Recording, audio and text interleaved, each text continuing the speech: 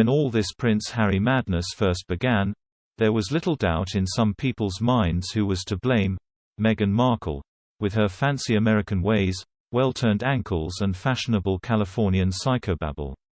They were convinced that she had in some way brought about a fundamental change in the prince's character, substituting our Harry, the happy-go-lucky party prince, for an earnest, preachy eco-bore.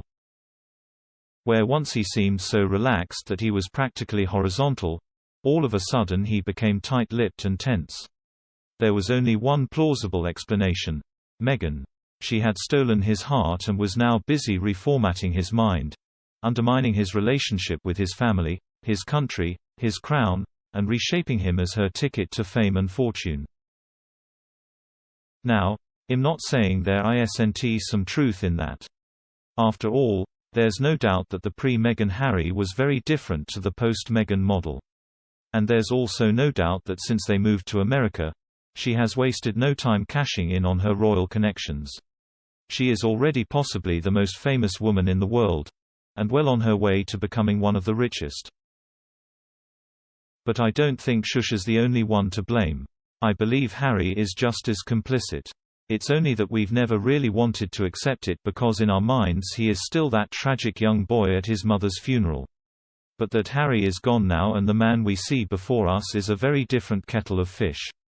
Far from being brainwashed by Meghan, I think he's just starting to be himself.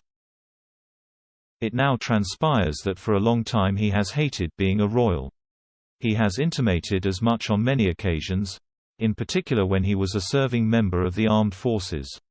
But last week he finally came out and said it, comparing being a royal to a mix between The Truman Show and living in a zoo, and telling the American podcast host Dax Shepard, "I was in my early 20s and I was thinking, I don't want this job, I don't want to be here.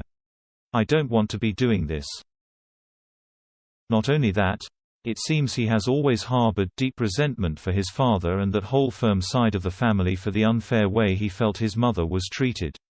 Again, we've seen glimpses of that before, but last week he finally spelled it out in detail, accusing not only Prince Charles but even his poor grieving grandma herself of being emotionally inadequate. As for his brother, it's surely no coincidence that as William has gradually settled into his role as a working royal, clearly relishing every moment of it, the relationship between the siblings has soured. The more you think about it, the clearer it seems.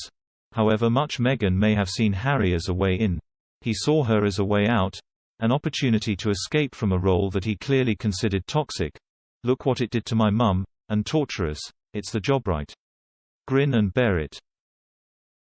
Whether consciously or unconsciously, he married someone who he knew would never take to public life in Britain, indeed who was deeply unsuited to it, and who, ultimately, would provide him with the perfect excuse to leave. Harry has always claimed he stepped down as a working royal and moved to America to protect his own family. That he had no choice, that it was the only sane option. But if you ask me, it's got nothing to do with that. He did it to pursue his dream. His own dream of freedom, which is fast becoming the royal family's ultimate nightmare.